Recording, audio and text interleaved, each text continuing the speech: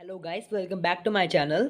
This is study with Kshitij and आज हम लोग मैथ सॉल्व करेंगे कंपोजिट मैथमेटिक्स बुक का, जो कि एस के गुप्ता ने लिखी है।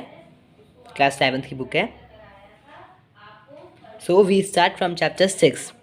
ओके, हेलो गाइस, हम लोग स्टार्ट करते हैं ये चैप्टर 6 एल्जेब्रिक एक्सप्रेशन। तो पहले हम लोग कुछ डेफिनेशंस जान लेते हैं इसके बारे में। तो पहले डेफिनेशन क्या है? कांस्टेंट।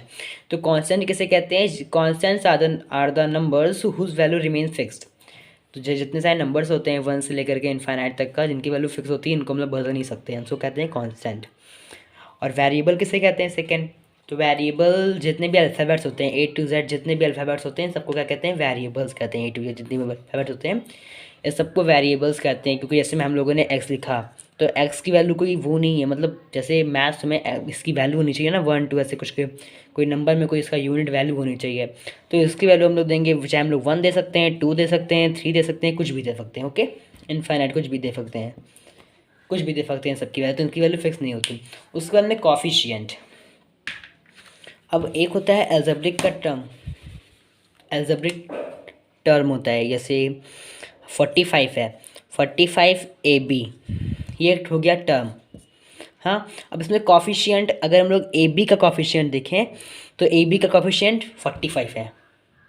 जो आगे लिखा रहता है वो कॉफिशिएंट होता है, जैसे जिसका पूछा होता है। जैसे इसमें इसमें अगर ए बी का कॉन्स्टेंट देखें तो ये, इसमें अगर न्यूमेरिकल कॉन्स्टेंट देखें, न्यूमेरिकल कांस्टेंट देखें तो इसमें न्यूमेरिकल कांस्टेंट क्या है? 45। और लेटरल कांस्टेंट देखें तो क्या है? A B. तो इसको कहते हैं कॉफिशिएंट। ओके, तो आप लोग जान गए होंगे कांस्टेंट किसे कहते हैं, कॉफिशिएंट किसे कहते हैं। फिर लाइक टर्म्स, जैसे एक सेल में लिखा है 3AB 5AB, और दूसरा सेल में लिखा है 5B 12 6 -AB। तो इसमें ये और ये लाइक टर्म है, क्योंकि इसके जो ये हैं कॉफिशिएंट, जैसे 5 का कॉफिशिएंट में क्या है? AB है। ऐसे जिसका कॉफिशिएंट जो जो इस पर जैसे कोई कुछ भी लिखा हुआ है इसमें, कोई कोई भी ऐसे लिखा, ऐसे ये लिखा हुआ है, इसमें अगर हम लोग 5 का देखेंगे तो 5 को छोड़ के बाकी जितने जितने डिजिट लिखी है, जो भी लिखा हुआ है, सारा कॉफिशिएंट होगा उसका। तो अगर कॉफिशिएंट सेम है तो वो लाइक टर्म है, जैसे ये और ये लाइक टर्म है। वहीं ये और ये लाइक टर्म नहीं है, यहाँ पे B12 है, B12 है, और यहाँ पे -AB है, तो ये लाइक टर्म नहीं हुआ। यहाँ पे अगर B12 होता तो ये हो जाता लाइक टर्म। और अनलाइक टर्म मतलब ये होता है, जैसे ये अनलाइक टर्म है, ये लाइक टर्म है, जो लाइक ना करे वो अनलाइक टर्म। ओके, तो हम लोग अब एक्सरसाइज सॉल्व करते हैं। इसमें 3 में हम छूट गया, वो 3 डेफिनेशंस तो और हैं। तो मोनोमियल्स किसे कहते हैं? तो मोनोमियल्स जैसे कुछ भी शेल में लिखा है 3AB, तो ये हुआ मोनोमियल्स, क्योंकि एक सिंगल स्टेटमेंट है, ये हो गया मोनोमियल्स। बायोमियल्स अगर 2 लिखा है, जैसे 45AB + 2AB, ये हो गया मोनोमियल। मोनोमियल मतलब 2 है। आप लोग जान के, मतलब जैसे मोनोमियल्स में एक होता है, सॉरी मोनोमियल्स में एक होता है, और बायोनोमियल्स में दो दो होता है, 2 टर्म होता है बायोनोमियल्स में। ओके, और डिग्री किसे कहते हैं? अगर जैसे 3AB लिखा है, अब यहाँ पे इसका पावर 2 हो गया, तो ये जो 2 है इसको कहते हैं डिग्री। अब जान के, और जब पावर होता है उसमें, उसको कहते हैं डिग्री। एक होता है पॉलिनोमियल।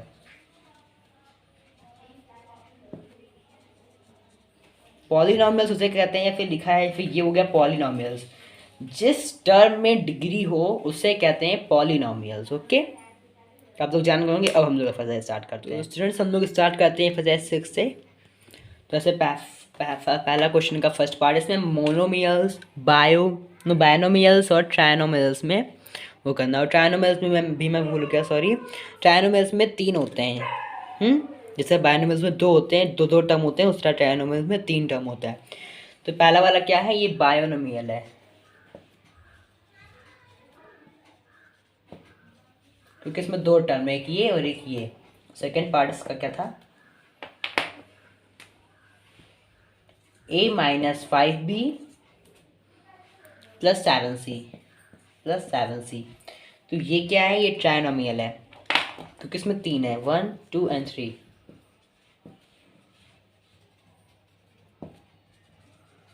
तो इसी तरह आप लोग सारी एक पूरा वो क्वेश्चन कर लीजिएगा वन पार्ट। हम लोग सेकंड पे आते हैं। तो स्टूडेंट्स हम लोग सेकंड पार्ट देखते हैं इसका।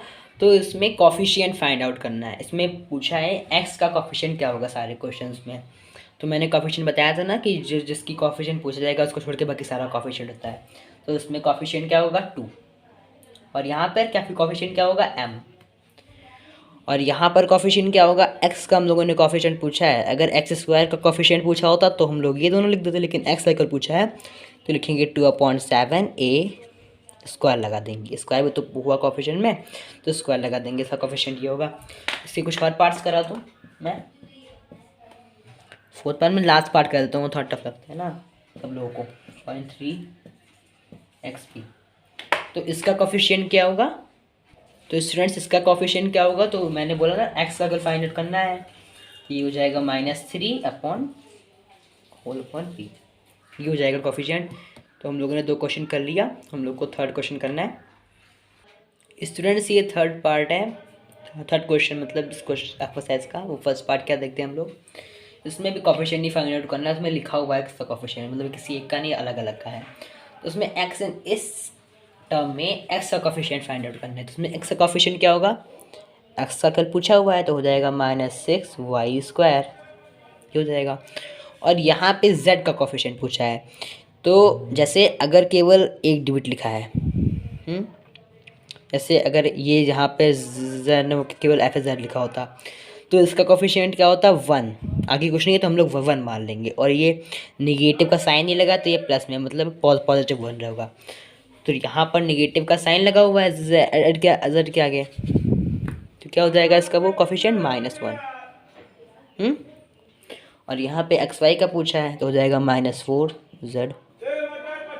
ओके, तो हम लोग फोर्थ पार्ट सॉल्व करेंगे।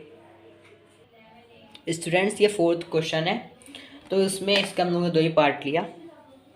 फर्स्ट पार्ट है, लास्ट पार्ट है। तो लास्ट पार्ट में मतलब धीरे धीरे इसका लेवल बढ़ता है ना सारे क्वेश्चंस में, धीरे धीरे टफ क्वेश्चन की तरफ हम लोग जाते हैं, तो दैट टफ क्वेश्चन और होते हैं।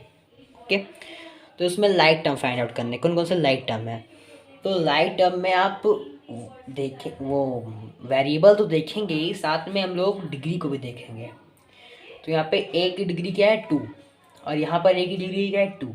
तो इन दोनों में लाइक टर्म कौन से हो जाएंगे, a2 और 2a2। इससे हम केवल वेरिएबल को देखेंगे, कॉन्स्टेंट से कोई मतलब नहीं, कॉन्स्टेंट जो लिखा हुआ आगे। वेरिएबल देखेंगे, डिग्री देखेंगे। तो यहाँ पे b2 है, b2 नहीं होगा, मतलब b2 है, और यहाँ पे अगर b2 होता तो ये दोनों हो जाते हैं, एक लाइक टर्म और एक लाइक टर्म ये हो जाता, ये दोनों हो जाते हैं।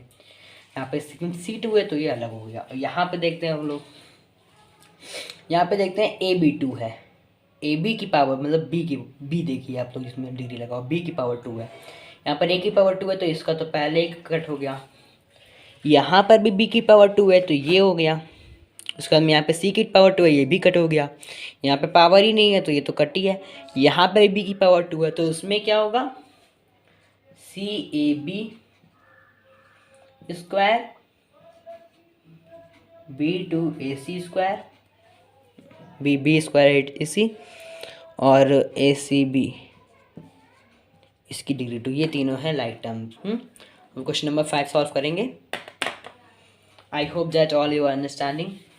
जैसे क्वेश्चन नंबर 5 है तो इसमें पॉलिनोमियल्स ढूंढने, तो पॉलिनोमियल्स, ये पॉलिनोमियल्स होगा ना, देखिए यहाँ पे डिग्री इसकी 2 है, यहाँ पे 2 है, तो ये हो गया पॉलिनोमियल में। ओके, ये पॉलिनोमियल है जिसकी डिग्री सेम हो, डिग्री, इसमें पॉलिनोमियल से मतलब डिग्री से फर्क होता है, डिग्री से। अगर डिग्री सेम है तो पॉलिनोमियल है। ओके, तो ये पॉलिनोमियल होगा। और सेकंड पॉलिनोमियल नहीं है। आप लोग पूछेंगे क्यों नहीं है, इसमें भी डिग्री है। क्योंकि इसमें इसलिए नहीं, क्योंकि अगर इसको लिखा जाएगा, ये जो लिखा हुआ है, तो होगा x² माइनस ये डिनोमिनेटर में, तो जैसे ये न्यूमरेटर बनाएंगे इसको, इसकी पावर जो है, जो डिग्री है, वो माइनस में हो जाएगी। तो उसका आएगा -2 फिर +2 आएगा, ये आएगा इसका स्टेटमेंट। तो और जो पॉलिनोमियल्स का जो रूल है वो है कि माइनस नेगेटिव नहीं होना चाहिए कोई पावर, तो इसलिए रॉन्ग है। तो हम लोग अब दूसरा क्वेश्चन देखेंगे, क्वेश्चन नंबर 6। ओके स्टूडेंट्स, ये क्वेश्चन नंबर 6 है। इसमें हम लोगों को डिग्री फाइंड आउट करनी है, कितनी डिग्री है पॉलिनोमियल्स में। तो देखिए, एक टर्म ये है, एक टर्म ये है। अगर 2 टर्म है तो डिग्री ऐड कर देंगे, तो क्या हो जाएगा, डिग्री इसकी ऐड हो जाएगी 4 + 2 = 6। इसकी डिग्री क्या हो जाएगी, 6। लेकिन वहीं इसमें प्रॉब्लम है। इसमें प्रॉब्लम क्यों है, एक टर्म इसमें 3 टर्म है, एक टर्म ये और ये भी एक टर्म है, 3 टर्म है। और अगर एक टर्म में 2 डिग्रियां हैं तो उन दोनों में से जो बड़ी डिग्री है उसी को हम लोग लेंगे। समझ में आ रही बात।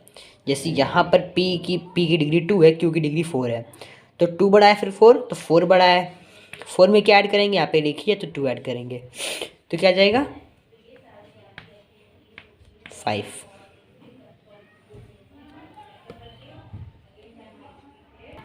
सॉरी, ये 5 नहीं, ये 6 होगा, 4 to 6 होता है। समझ में आ रही बात। जैसे अगर एक टर्म में 2 डिग्रियाँ हैं तो उन दोनों में से जो बड़ी डिग्री होगी उसी को केवल ऐड करेंगे, तो इस तरह होगा equation. Okay students, I hope that you all you understanding and feel free to ask if any doubt is there in comment section. Okay, हम लोग दूसरा क्वेश्चन सॉल्व करते हैं, question number 7। Students, question number 7 बड़ा था तो मैंने सोचा बोर्ड पे नहीं या फिर लिखा देते, वैसे भी ईजी है। तो क्वेश्चन नंबर 7 देखिए, इसमें a binomial is an algebraic expression with, binomial किसे कहते हैं, जिसमें 2 टर्म्स हों। तो 2 टर्म्स, इसका बी वाला ऑप्शन करेक्ट होगा, 2 टर्म्स इसमें हों। ओके, तो हम लोग क्वेश्चन नंबर 8 सॉल्व करते हैं। स्टूडेंट्स, ये क्वेश्चन नंबर 8 है। ये क्वेश्चन देखिए आप लोग, इसमें कॉफिशिएंट फाइंड करना है एक्स का। तो एक्स को छोड़कर बाकी जितने जो टर्म्स हैं वो लिख दीजिए। तो उसको लिख देंगे कैसे, -6/7 Q² A²। बहुत ईजी था कॉफिशिएंट निकालना। ओके, अब क्वेश्चन नंबर 9 सॉल्व करते हैं। स्टूडेंट, क्वेश्चन नंबर 9 देखिए, ये भी ईजी था। ये सारे क्वेश्चन सॉल्विंग नहीं है, तो इसको हम लोग बुक से भी कर पाते हैं, क्योंकि मैं थोड़ा जूम कर दूँ। ये देखिए क्वेश्चन नंबर 10 तो जूम हो गया होगा ना। जब सॉल्विंग क्वेश्चन नहीं है तो उसको हम लोग ऐसे ही कर सकते हैं, इज़ नॉट अ पॉलिनॉमियल। तो पॉलिनॉमियल क्या नहीं है, जिसमें डिग्री माइनस में आएगी। तो पहला देखते हैं, पहला पॉलिनॉमियल है, दूसरा भी है, तीसरा पॉलिनॉमियल नहीं है, क्योंकि देखिए यहाँ पर ए का एक क्यूब में लिखा है और ये डिनोमिनेटर है। जैसे ये न्यूमरेटर में करेंगे हम लोग, A-3 हो जाएगा। ओके, तो इसका ऑप्शन क्या होगा, सी सही होगा। आप लोग के पास ये बुक होगी, इसमें कर लीजिएगा। सर, सॉल्विंग क्वेश्चन नहीं है। Which of the following is a pair of like terms. Like terms मतलब क्या, जिसके वेरिएबल्स दोनों सेम हो। तो देखिए यहाँ पर हम लोग वेरिएबल्स को देखते हैं, वेरिएबल्स और डिग्री देखते हैं। पहला देखें XY, तो यहाँ पर x की कमी है, तो ये नहीं होगा, पहला नहीं होगा। सेकंड देखें AB², B का स्क्वायर है यहाँ पे A का स्क्वायर है, तो ये नहीं होगा। थर्ड देखें, फोर्थ भी नहीं होगा, पहले फोर्थ देख लें। यहाँ पे x है, यहाँ पे y है, दोनों अलग है। इसका देखें, C का देखें, -16 है, -24, तो इससे कोई मतलब नहीं, 24 है, यहाँ पे से कोई मतलब नहीं। Q का स्क्वायर मैंने देखा यहाँ पे 3 है, Q क्यूब है, और यहाँ पे भी Q क्यूब में लिखा हुआ है, तो C हो जाएगा इसका option correct. Okay, question number 10 देख लीजिए। The degree of the polynomial 10 is, जो डिग्री है पॉलिनॉमियल 10, जैसे जो पॉलिनॉमियल जैसे लिखा हुआ 10, तो 10 भी पॉलिनॉमियल हुआ, इसकी डिग्री क्या होगी बताइए स्टूडेंट्स। इसकी डिग्री होगी 0। अब क्वेश्चन नंबर 12 देखिए। क्वेश्चन नंबर 12 पहले मैं सॉल्व कर दूँ, देखिए आप लोग कैसे करेंगे इसको।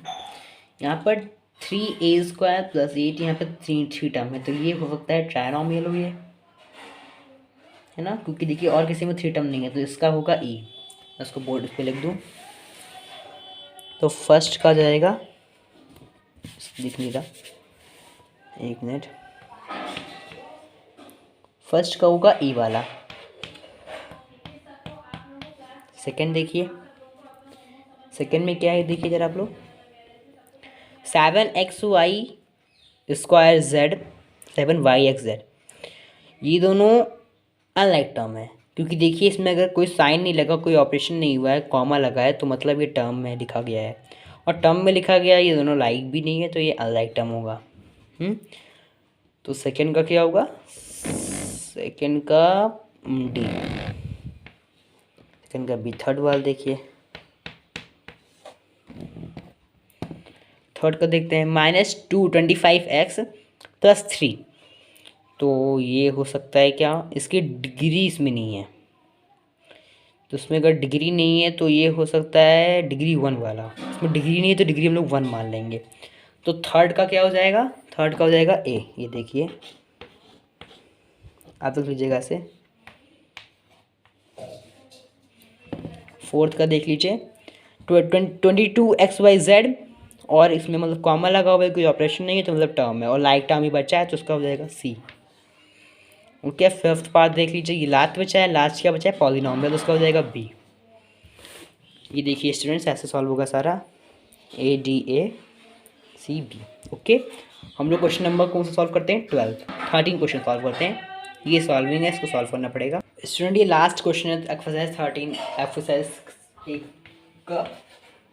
तो एक क्वेश्चन देख लेते हैं, तो उसमें क्या है, माना गया है 4 वर्टिकल लाइंस को 4x² और 3 हॉरिजॉन्टल लाइन को 3y², और एक बॉक्स को z माना गया है। तो फिर साफ पता चलता है यहाँ पे 4 लाइन्स हैं, 4 लिखा हुआ है, तो मतलब कि एक लाइन का क्या होगा x², एक लाइन का वो है, तो फॉर 1 इज इक्वल टू